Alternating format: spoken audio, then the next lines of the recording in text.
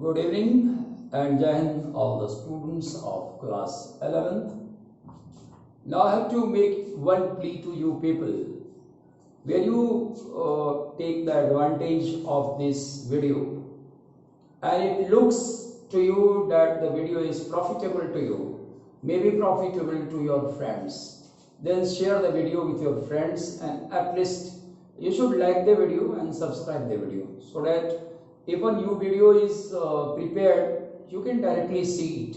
It is another method that I will send it in the link as soon as it comes on the YouTube. But it's a humble plea from my side. Please subscribe and like the video, and you will take it as a profitable business from my side, and it can help your friends, then share it.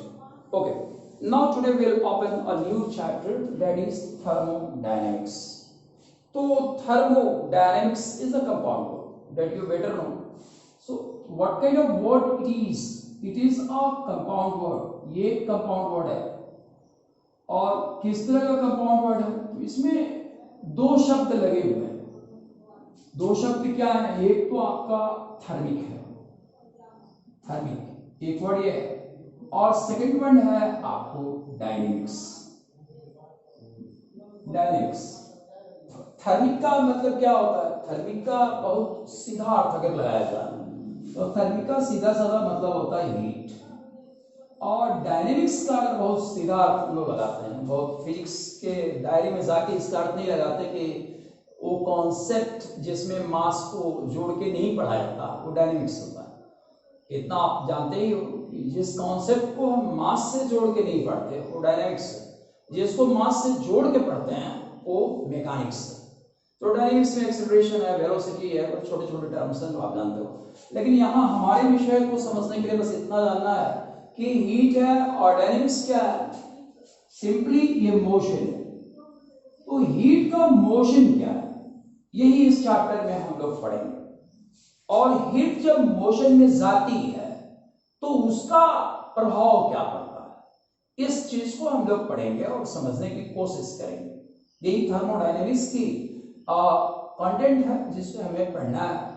इस content को समझने के लिए छोटा सा example आपके सामने मैं रखता हूं. अब वो छोटा सा एग्जांपल क्या है जहां से आप थर्मोडायनेमिक्स के कॉन्सेप्ट को उस रूप में समझेंगे जिस रूप में मैं आपको चाहता हूं कि आप उसे समझें. जैसे एक बहुत बड़ा पत्थर है, ये मान लीजिए काफी बड़ा पत्थर है, और ह्यूज स्टोन. ह्यूज स्टोन हम नहीं लिखते, थोड़ा और अच्छा वर्ड लिखते हैं, ह्यूज रॉक है. अगर आप इसको ठेलना चाहें, फोर्स लगाते हैं, a person applying force, a person applying force. अगर इस पर कोई आदमी एक फोर्स लगाता तो आप यहां ये सोचने के लिए बात है कि बहुत बड़ा ह्यूज रॉक और हिला नहीं दे, बहुत बड़ा. तो ऐसे कंडीशन में अगर ये पत्थर नहीं हिलता, अगर इसका डिस्प्लेसमेंट जीरो, फोर्स लगाने के बाद भी, तो हम लोग इसके डिस्प्लेसमेंट को जीरो मान लें फोर्स के एप्लीकेशन के बाद भी. तो डिस्प्लेसमेंट अगर इसका जीरो हो, और फिजिक्स के रास्ते ही हम समझते हैं, क्योंकि ये कॉन्सेप्ट जो हम लोग पढ़ रहे हैं वो फिजिकल केमिस्ट्री का कॉन्सेप्ट है. मैं पीछे कई बार कह चुका हूं कि physics in chemistry is called physical chemistry.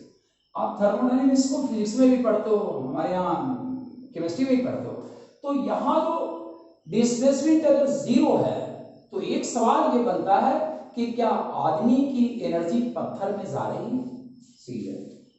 Is the energy of man, is the energy of man, energy of man, man goes in stone, goes in stone. अब इस सवाल को बना करके हम लोग इस पर विचार करते हैं कि अगर एक आदमी बहुत बड़े पत्थर को, पहाड़ को ढकेल रहा हो और ढकला ना रहा हो, उसका डिस्प्लेसमेंट जीरो ही रह जाए और ये फोर्स लगाता ही रह जाए, तो क्या आदमी की एनर्जी पत्थर में जाती है या नहीं जाती?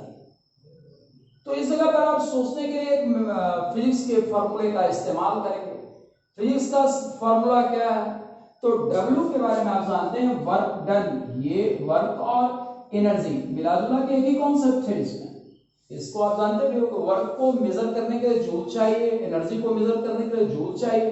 अर्थात ये दोनों के दोनों कहीं ना कहीं एक जैसी चीजें हैं। तो जब आदमी वर्क करने में कामयाब होगा तो एनर्जी उसमें जनरेट करेगा, वर्क अगर नहीं कर पाएगा तो कोई एनर्जी जनरेट नहीं कर पाएगी। ये बड़ी छोटी सी चीज है जो आप समझ सकते हो। अब मान लिया कि स्कूल में अगर टीचर वर्क करते हैं, बहुत अच्छा वर्क करते हैं, तो उसका परिणाम क्या होता है? लड़कों की स्कॉलस्टिक एनर्जी बढ़ती है, वो फिजिक्स ज्यादा जानते हैं, केमिस्ट्री ज्यादा जानते हैं, और उसी एनर्जी के साथ जब एग्जाम्स देते हैं तो उनकी स्कोर रीडिंग जो है एनर्जेटिक दिखाई देती है। 90%, 95%, 99%, 100% भी मान लीजिए। तो जिस तरीके का काम होता है उस तरीके का एनर्जी बनता है, उस तरीके का रिजल्ट आता है। तो इसी रूप में आप यहां अगर देखें कि वर्क यहां क्या हुआ, तो वर्क की का अगर हम लोग फॉर्मूला लगाएं तो work is equal to force into displacement होता है। ये आपने फिजिक्स में पढ़ा है। तो यहाँ W is equal to F तो आपका है ही कुछ ना कुछ, लेकिन डिस्प्लेसमेंट क्या है? 0 है, तो W क्या होगा? W आपका 0। तो यहाँ जो ट्रांसफर ऑफ एनर्जी की बात की जा रही है कि आदमी की एनर्जी पत्थर में गई कि नहीं, जो मेरा सवाल। तो मैंस energy does not go in wrong, does not go in wrong, अब go into wrong। आदमी की एनर्जी जो है पत्थर में नहीं जा रही, पहाड़ में नहीं जा रही। तो यहां हम सोचने के लिए बात है कि जब उसकी एनर्जी पत्थर में नहीं जा रही है, पहाड़ में नहीं जा रही है, तो एनर्जी का लॉस तो हो नहीं रहा उसका। एक छोटी सी बात समझें, तो एनर्जी का तो उसका कोई लॉस नहीं। जब एनर्जी का लॉस नहीं है तो क्या वो साल भर पत्थर ढकेलता रह जाएगा? तो आप कहेंगे पॉसिबल नहीं है। भले ही एनर्जी पत्थर में नहीं जा रही है, लेकिन उसकी एनर्जी कहीं ना कहीं चली जा रही है। तो कहीं ना कहीं अब वो कहां चली जा रही है? अब इस सवाल को हम लोग समझने की कोशिश करेंगे। तो उसकी एनर्जी यदि पत्थर में नहीं गई, क्योंकि काम तो हुआ नहीं, और काम हुआ नहीं तो एनर्जी नहीं गई, तो आखिर एनर्जी उसकी कहां चली गई? इस बात का सवाल, इसका जवाब हम लोग ढूंढते हैं। अब इस सवाल का जवाब जब हम लोग ढूंढेंगे तो आप जानते हैं कि जब वो फोर्स अप्लाई करेगा, when a man exerts the force, when a man exerts the force, जब वो फोर्स अप्लाई करता है तो किस प्रकार का फोर्स अप्लाई करेगा? मस्कुलर फोर्स अप्लाई करेगा। मस्कुलर फोर्स, ये मस्कुलर फोर्स अप्लाई कर रहा है। तो मस्कुलर फोर्स के अप्लाई करने की वजह से क्या होगा? उसके बॉडी का एनर्जी करेंसी चलने लगेगा। तो बॉडी की एनर्जी करेंसी क्या है? एटीपी मॉलिक्यूल्स उसके चलेंगे। ATP molecules will burn, ATP molecules will burn. उसका एटीपी मॉलिक्यूल्स क्या करेगा? बर्न करेगा। और बर्न जब कर रहा है, आगे वो पत्थर में नहीं पहुंच पा रहा है, तो क्या होगा? उसके बॉडी में हीट का जनरेशन होगा। It will generate heat in his body, it will generate heat in his body, heat in his body. अब उसके शरीर में हीट का निर्माण होगा, और जो ये हीट का निर्माण होगा वो कहां जाएगा? तो आप समझ सकते हो उसके शरीर का हीट कहां जाएगा? सराउंडिंग में चला जाएगा। तो the heat will be lost in surrounding. The heat will be lost in surrounding. उसका हीट कहां चला जाएगा? सराउंडिंग में चला जाएगा। ठीक है। तो यहां दो टर्म आपको मिला। अगर ध्यान से आप लेक्चर को सुन रहे हो तो इसमें दो टर्म आपको मिला। एक तो पत्थर था जिसमें उसकी हीट जानी थी, उसकी एनर्जी जानी थी, लेकिन वो पत्थर में जाके कहां चली गई? सराउंडिंग में चली गई। तो यहां रॉक क्या था? एक सिस्टम था। रॉक क्या है? रॉक एक सिस्टम है, जिस सिस्टम पर वो अपना फोर्स लगा, रॉक सिस्टम था। तो यूनिवर्स का वर्क और एनर्जी कहां चली गई? सराउंडिंग में चली गई। तो सराउंडिंग ये टर्म यहां आया। तो एक बात हमको समझना है कि जब भी हम लोग थर्मोडायनेमिक्स पढ़ेंगे तो सबसे पहली चीज जो पढ़ने वाली बात आएगी वो क्या आएगा? System and surrounding. इसे हमें पढ़ना पड़ेगा। तो तो आता है हम लोग सिस्टम एंड सराउंडिंग को डिफाइन करते हैं कि what is system and what is surrounding. System क्या है और सराउंडिंग क्या है। देखिए सिस्टम क्या है, थर्मोडायनेमिक्स सिस्टम को क्या समझता है। अगर एक नॉर्मल कॉन्सेप्ट भी सिस्टम का डेवलप करेंगे तो आपको वही समझना है जो थर्मोडायनेमिक्स समझता है। तो सिस्टम क्या है, the part of universe, the part of universe, the part of universe, the part of universe where observation is going on, where observation is going on, when observation is made, simple बनाइए sentence, where observation is made, जिस universe के जिस part पर हम अपना observation बना रहे हैं वो सिस्टम है। अब जैसे हम अपने स्कूल के ऊपर ही अपना ऑब्जर्वेशन रखे हुए, तो अपने स्कूल के ऊपर अगर हमने अपना ऑब्जर्वेशन रखा है तो स्कूल क्या है हमारे लिए, स्कूल हमारे लिए सिस्टम है, क्योंकि हम अब उस सिस्टम को देखते हैं कि वो क्या करता है, हमारा ऑब्जर्वेशन वहां है। और उसके बाहर जो स्कूल है या जो कुछ भी है वो क्या है, सराउंडिंग है। तो यहां हम लोग सराउंडिंग को डिफाइन करेंगे, सिस्टम सराउंडिंग। अब सराउंडिंग को अगर मैथमेटिकली हम लोग सोचने की कोशिश करें कि सराउंडिंग क्या हो सकता है, तो सराउंडिंग के बारे में mathematical milligram, universe minus system is surrounding. ये मैथमेटिकल है और मुझे लग रहा है फॉर्मुलेटिवली आप चीजों को कहीं ज्यादा अच्छे से समझेंगे। सिस्टम यूनिवर्स में से अगर सिस्टम को निकाल दिया जाए तो जो बच गया सबका सब सराउंडिंग, सबके सब सराउंडिंग्स। अब यहाँ हम लोग ने universe and system and surroundings को पढ़ा। अब सिस्टम के प्रकार क्या होते हैं, क्योंकि सराउंडिंग को आप जान रहे हो, सिस्टम को छोड़ दोगे तो जो बचा सब सराउंडिंग है, तो उसमें कुछ पढ़ने जैसा नहीं है, लेकिन सिस्टम में पढ़ने जैसा है। सिस्टम कितने प्रकार के होते हैं हमको जानना है। The types of systems, types of systems, system कितने प्रकार के होते हैं।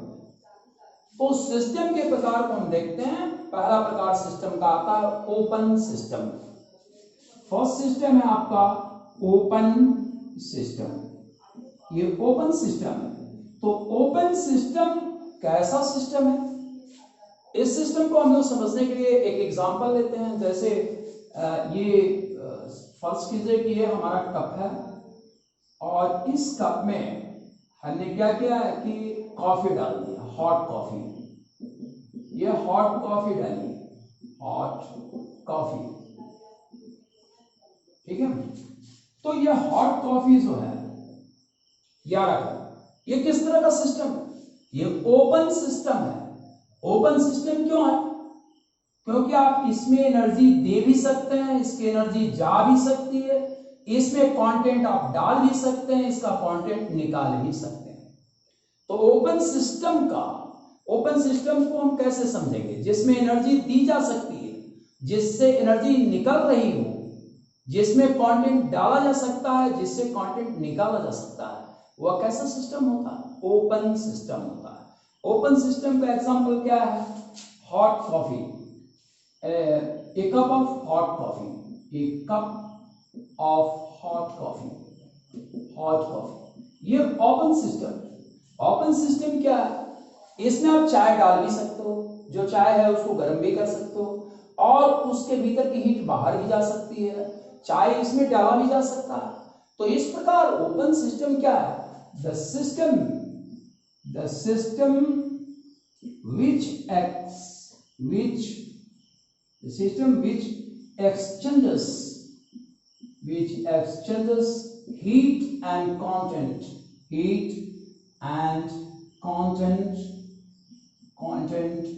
both with the surrounding,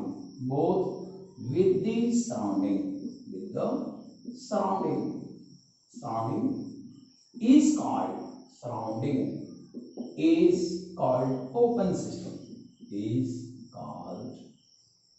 system, इसे हम लोग ओपन सिस्टम कहते हैं। अब इस प्रकार से बहुत सारे सिस्टम को आप जज कर सकते हो कि सिस्टम ओपन है या नहीं है। अगर ओपन सिस्टम होगा तो उसमें हीट डाला जा सकता है, उससे हीट निकल सकता है, उसमें कंटेंट डाला जा सकता है, उससे कंटेंट निकाला जा सकता है। इस प्रकार के सिस्टम को हम लोग ओपन सिस्टम कहते हैं। एक सिंपल एग्जांपल मैंने सेट किया, ए hot cup of coffee, a cup of hot coffee, ठीक है। अब ओपन सिस्टम के बाद हम लोग क्या करते हैं, सिस्टम का दूसरा प्रकार देखते हैं। दूसरे प्रकार का सिस्टम है हमारा क्या है, क्लोज सिस्टम।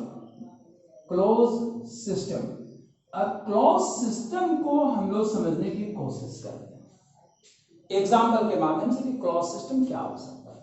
अब जो हमने हॉट कप ऑफ कॉफी लिया था, इसी हॉट कप ऑफ कॉफी को फिर से लेते हैं, और ये हॉट कप ऑफ कॉफी हमने लिया, और ये जो हॉट कप ऑफ कॉफी है थोड़ा सा इसमें परिवर्तन करते हैं, हॉट कॉफी, इसमें हमने हॉट कॉफी लिया, परिवर्तन क्या करता है, इसके ऊपर में लिड लगा देते, ठीक है, ठीक है। तो एग्जांपल क्या होना, a cup of hot coffee, a cup of hot coffee, coffee with a lid, इसके ऊपर में हमने ढक दिया। तो ढक देने से क्या हो, ढक देने से क्या इसमें असर पड़ेगा, असर ये पड़ेगा कि कंटेंट इसका बाहर नहीं जा सकता और न ही कंटेंट भीतर आ सकता। न कंटेंट बाहर जाएगा ना कंटेंट भीतर आएगा। इसका चाय, इसकी कॉफी आप निकाल नहीं पाओगे, नहीं इसमें कॉफी आप डाल सकते हो, ये रास्ता बंद हो गया। लेकिन हीट क्या है, हीट इसमें ऐड किया जा सकता है और इसका हीट बाहर निकलता ही निकलता है। तो ऐसे कंडीशन में ओपन सिस्टम, क्लोज सिस्टम इस रूप में डिफाइन होता है कि क्लोज सिस्टम क्या, when a system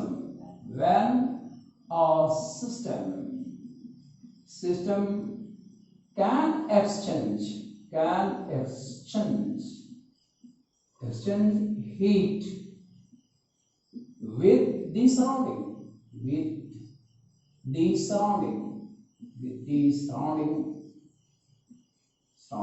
but can't exchange content, can't exchange content with the surrounding के साथ ये अपने कंटेंट को एक्सचेंज नहीं कर पाएगा। ये अब हम लोग अपने बारे में सोचें कि हम लोग क्या हम लोग ओपन सिस्टम है कि क्लोज सिस्टम। तो हम देखेंगे कि हम लोग किस प्रकार के सिस्टम है, तर्क करें और तर्क करके सोचें कि हम लोग किस प्रकार के सिस्टम। तो तर्क करने के बाद आपको पता चलेगा कि हमारे बॉडी का जो मटेरियल है वो बाहर नहीं जा सकता, उसके बाहर जाने का कोई मतलब कोई अर्थ नहीं निकलता है, वो जाता भी नहीं। अगर बॉडी का पदार्थ बाहर चला जाए तो हम समझते हैं कि हमारा पूरा ब्लड ही बाहर चला जाए तो हम ऐसे ही मार जाएंगे। लेकिन हमारे शरीर का हीट बाहर जाता और हमारे शरीर में हीट भीतर आती है, इसलिए जाड़े में हमको ठंडक लगती है और गर्मी में हमको क्या लगती है, गर्मी लगती है, क्योंकि हीट का एक्सचेंज चल रहा है लेकिन कंटेंट का एक्सचेंज नहीं होगा। हमारे बॉडी के कंटेंट बाहर नहीं जा सकते। तो हम लोग क्या है, we are close system.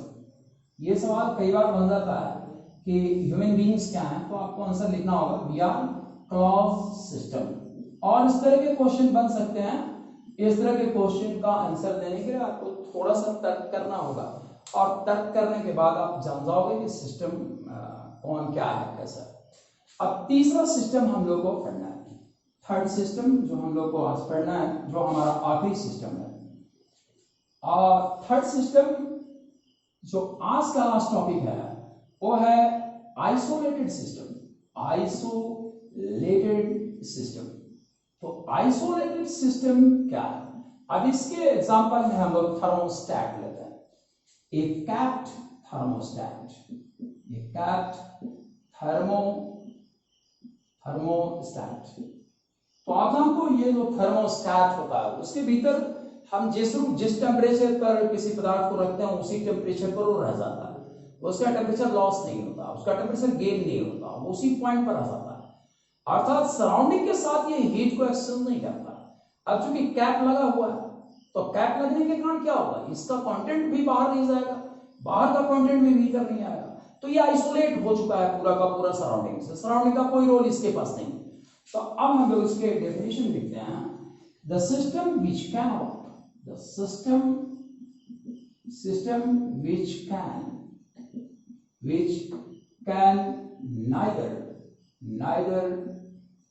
which can neither exchange, which can, नहीं ये थोड़ी सी अंग्रेजी इसकी गलती हो रही है, the system which can exchange neither